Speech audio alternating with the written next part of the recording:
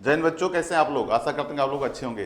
Previous class में हम लोग बच्चों पढ़े थे एक बेसिक अकाउंटिंग के बारे में, जिसमें हम आप जाने थे कि बेसिक अकाउंटिंग क्या होता है और बिजनेस क्या होता है और बाउचर क्या होता है। ये 3 टॉपिक्स पे हमने डिस्कस किया था। तो अगर आप प्रीवियस में जाके देखेंगे हमारे वीडियो को तो उसमें आपको क्लियर हो जाएगा। आज बेटा हम लोग पढ़ने वाले हैं एसेस्ट। एसेस्ट का मतलब क्या होता है? संपत्ति। क्या होती है? संपत्ति। अच्छा बेटा ये बताइए, संपत्ति होता क्या है? कमेंट में करिए। कमेंट आप करिए कि जो हमारी एसेस्ट होती है वो क्या होती है, संपत्ति क्या होती है। तो देखिए बेटा, कह रहा कि एसेस्ट जो होती है एनीथिंग, जो भी कुछ आप अपने व्यापार में लगा रहे हैं या अपने व्यापार को कंट्रोल करने में जो भी कुछ आपने, यानी कि आप कह सकते हैं कि एसेस्ट जो होती है वो हमारी मेन रिसोर्स होती है। देखिएगा, कह रहा है कि asset is anythings that a business owner or control and which have monetary value and can provide future benefit to the business. कह रहा है संपत्ति वह सब कुछ है जो किसी व्यवसाय के स्वामी या नियंत्रण में है, जो उसका मौद्रिक मूल्य हो और वह व्यवसाय को भविष्य में लाभ प्रदान करते हैं। यानी कि आप कह सकते हैं कि एसेट एक ऐसी संपत्ति होती है जो आपके व्यापार को कंट्रोल करती है। सपोज अगर मान लीजिए कोई हम व्यापार किए हैं और वो व्यापार हमारा लॉस में जाना लगा, तो लॉस में जाने लगा तो हम क्या करेंगे? फिर जो भी हम अपना जो भी कैश एसेट जो भी कुछ रखे हुए हैं फिर उसको लगाएंगे, फिर अपने व्यापार को चलाएंगे। यानी कि आप कह सकते हैं कि asset is the main resource of business, it control the business is called asset. Asset हमारे संपत्ति का मेन रिसोर्स होता है, मेन स्रोत होता है, जो हमारे व्यापार को कंट्रोल करता है और हमारे व्यापार को आगे चलाने में सहयोग करता है। ये होता है बेटा एसेट। क्या होता है बेटा? एसेट। अच्छा, एसेट होता कितने टाइप्स का है?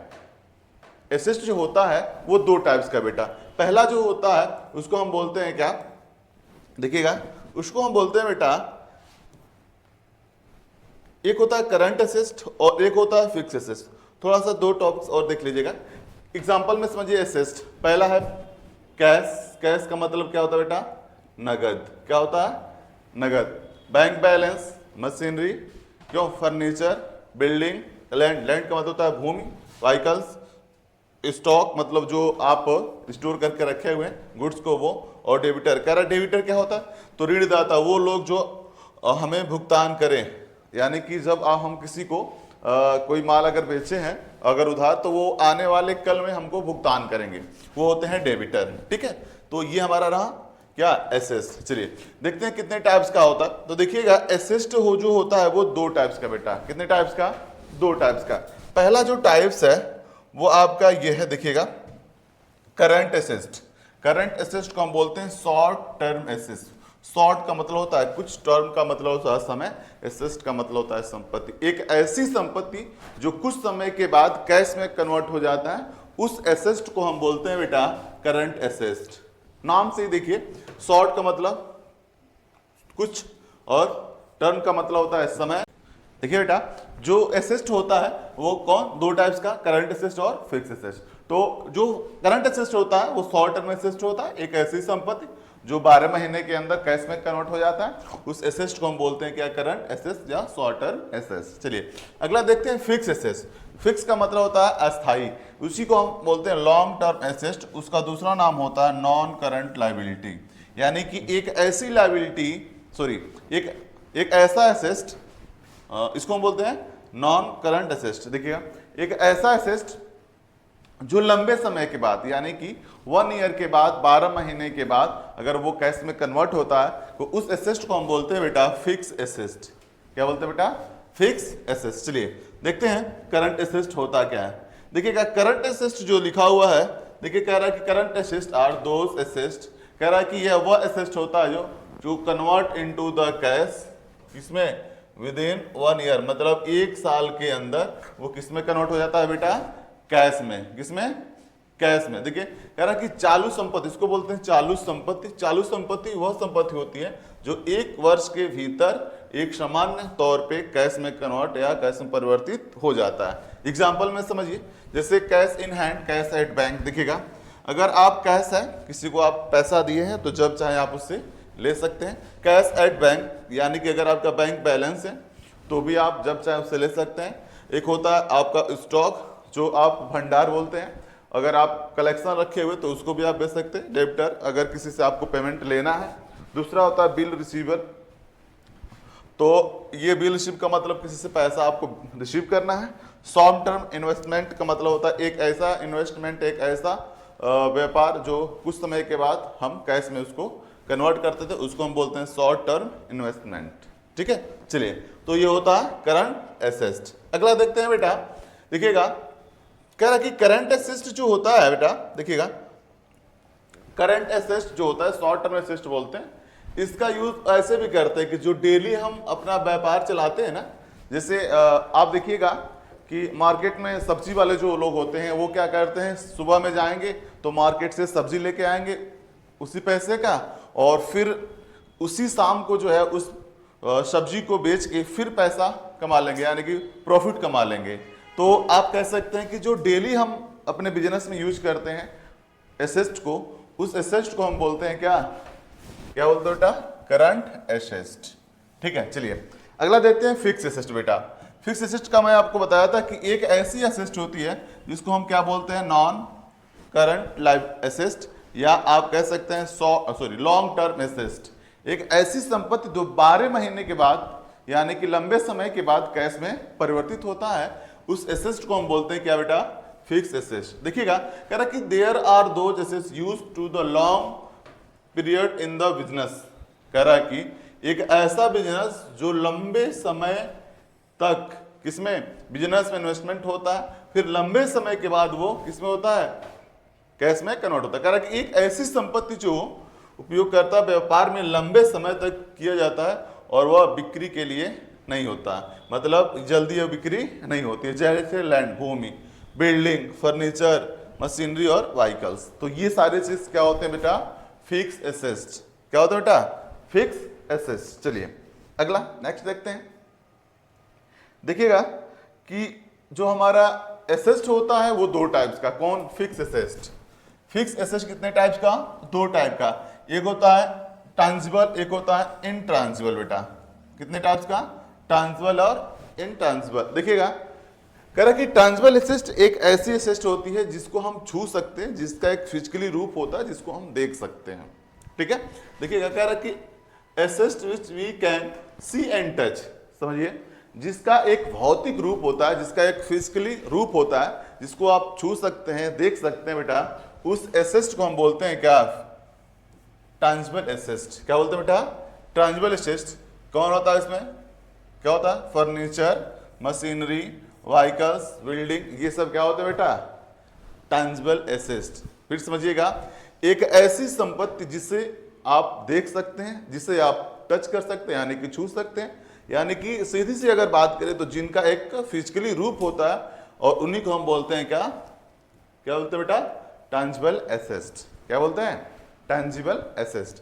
अगला होता है इनट्रांजिबल एसेट, एक ऐसी संपत्ति जिसे ना तो हम देख सकते हैं और ना ही हम इसको छू सकते हैं। ठीक है, तो उसको हम बोलते हैं क्या बेटा, इनट्रांजिबल एसेट। जैसे एक होता है गुडविल, एक होता है ट्रेडमार्क, एक होता है पेटेंट। पेटेंट का मतलब समझिए क्या होता है, पेटेंट का मतलब होता है कि सेम उसी के जैसा ही दिखेगा लेकिन वो चीज से नहीं रहेगा। ठीक है, एक नाम सुने होंगे, जैसे आप लोग सुने होंगे मार्केट में कि उनका गुडविल बना हुआ है। तो गुडविल का मतलब आप मार्केट में देखेंगे कि बहुत सारे जो मेडिसिन आती हैं वो पी में पेटेंट आती हैं, और एक होता है जेनरिक, दो टाइप्स की आती हैं, तो सबकी वैल्यू अलग अलग होती है। तो इसमें आपको कोई भी चीजें दिख नहीं सकती और ना ही आप इसको छू सकते हैं, और उसी एसेट को हम बोलते हैं बेटा क्या, इनट्रांजिबल एसेट। क्या बोलते हैं बेटा, इनट्रांजिबल एसेट। ठीक है, चलिए तो अगला देखते हैं, कैपिटल। देखिएगा बहुत अच्छा टॉपिक से बेटा, कैपिटल का मतलब होता क्या है, तो कैपिटल का मतलब होता है बेटा पूंजी। क्या होता है, पूंजी। ठीक है, तो पूंजी होती क्या है, जब कोई व्यापार स्टार्ट हम करते हैं तो उसमें कैश, बिल्डिंग, फर्नीचर, मशीनरी, ये सब कुछ इन्वेस्टमेंट करते हैं, सब कुछ लगाते हैं, तब जाके वो व्यापार स्टार्ट होता है। तो ओनर के द्वारा, यानी कि जो व्यापारी होता है उसको हम ओनर बोलते हैं, तो ओनर के द्वारा व्यापार में लगाया गया cash, assets, building, furniture, any other assets, जो भी कुछ वो लगा रहा है उसको हम बोलते हैं बेटा एसेट, सॉरी कैपिटल। क्या बोलते हैं बेटा? कैपिटल। देखिएगा कह रहा कि capital is the amount of money और एसेट्स। कह रहा कि कैपिटल एक ऐसी मनी होती है जो बिजनेसमैन क्या करता है, अपने बिजनेस में इन्वेस्ट करता है। किसके लिए? बिजनेस को स्टार्ट करने के लिए और रन करने के लिए। ठीक है, मैंने पहले बताया कि एक ऐसी एसेट जो ओनर यानी कि जो बिजनेसमैन होता है अपने व्यापार को चलाने के लिए जो भी कुछ इन्वेस्टमेंट करता है, चाहे वो कैश के रूप में, चाहे बिल्डिंग के रूप में, चाहे किसी के रूप में भी करे, वो क्या कहलाता है बेटा? कैपिटल। क्या कहलाता है? कैपिटल। पूंजी इसको बोलते हैं। क्या बोलते हैं? पूंजी। ठीक है ना। ये देखिएगा कह रहा कि कैपिटल वो चीज होता है जो ओनर अपने बिजनेस में क्या करता है? इन्वेस्ट करता है। ठीक है ना। जो भी इन्वेस्टमेंट करेगा उसी को हम क्या बोलते हैं? कैपिटल। यानी कि मालिक जो होता है अपने व्यापार को चलाने के लिए जो कुछ भी लगाता है, चाहे वो कैश के रूप में लगाए, चाहे गुड्स के रूप में लगाए, चाहे वो बिल्डिंग के रूप में लगाए, चाहे वो फर्नीचर के रूप में लगाए, किसी के भी रूप में लगाएगा तो उसका एक तरह से इन्वेस्टमेंट होगा और उसी को हम बोलते हैं क्या बेटा? कैपिटल। क्या बोलते हैं बेटा? कैपिटल। अब देखिए कैपिटल के दो फीचर्स होते हैं अगर देखा जाए तो, एक समय कैपिटल आपकी बढ़ती है और एक समय कैपिटल बेटा आपकी घटती है। तो बढ़ेगी कब बेटा? तो देखिएगा कि जब आपको प्रॉफिट होगा आपके बिजनेस में तो आपकी जो पूंजी होती है वो बढ़ती है धीरे धीरे। ठीक है। और एक ऐसा समय आता है जब आपके बिजनेस में लॉस होता है, यानी कि लॉस होता है तब बढ़ती है, और जब आपकी हानि होती है यानी कि जब लॉस होता है तो आपकी जो पूंजी होती है बेटा वो घटती है। क्या होती है? वो घटती है। उसी कंडीशन को हम बोलते हैं लॉस ऑफ गुड्स। मतलब अगर हमारे व्यापार में हमारे गुड्स पे यानी कि जो हमारा मार्केट वैल्यू है अगर उससे हम कम में बेच रहे हैं, ज़्यादा में लेके आए हैं तो उसमें हमारा लॉस होगा और उसी को हम बोलते हैं कैपिटल डिक्रीज मूड। क्या बोलते हैं बेटा? Capital decrease mood. चलिए अगला देखते हैं बेटा। देखिएगा कह रहा कि अगर कोई बिजनेस स्टार्ट किया है कोई भी तो उसमें 1 लाख रुपए लगाया है और जो लगाया है वो उसी को हम क्या बोलते हैं? कैपिटल। क्या बोलते हैं? कैपिटल। तो जो ओनर स्टार्ट करेगा बिजनेस को, कह रहा है कि इफ द ओनर बीइंग, मतलब अगर यदि व्यापारी अपन व्यापार को स्टार्ट करता है तो कैश लगाएगा। कैश भी क्या होता है? कैपिटल। फर्नीचर लगाएगा वो भी कैपिटल। मशीनरी लगाएगा वो भी कैपिटल। बिल्डिंग लगाएगा वो भी कैपिटल। ठीक है। तो ये जो कैपिटल है वो सब आएंगे बेटा CR में। अभी आपको CR और DR कंफर्म नहीं होगा, मैं आपको अगले नेक्स्ट जो आपको पढ़ाऊंगा, नेक्स्ट जो टॉपिक रहेगी वो हमारी डेबिट और क्रेडिट रहेगी, उसमें हम ध्यान देंगे। ठीक है। तो बस इतना जानिए कि जो भी व्यापार में स्टार्ट करने के लिए लगाया गया कैश, बिल्डिंग, एसेट क्या कहलाता है बेटा? कैपिटल। क्या कहलाता है? कैपिटल। चलिए अगला देखते हैं। कह रहा है कि इसकी विशेषताएं क्या होती हैं। देखिएगा कह रहा है कि यह मालिक द्वारा लगाई गई एक धन होती है। कह रहा है कि जब हम व्यापार को स्टार्ट करते हैं तो जो मालिक लगाता है उसी को हम बोलते हैं कैपिटल। कह रहा है कि इसका उपयोग व्यावसायिक गतिविधियों में किया जाता है। मतलब ये व्यापार में ही किया जाता है, उसकी जो एक्टिविटी होती है उसी में किया जाता है। कह रहा है कि ये जो हमारे लाभ कमाने में सहायक करता है। ठीक है ना। कह रहा है कि लाभ कमाने में सहायक करता है यानी कि जितने भी हमारी प्रॉफिट होती है उसकी ये अर्निंग होती है। ठीक है। कह रहा लाभ होने पर यह बढ़ती है। मैंने बताया ना कि जब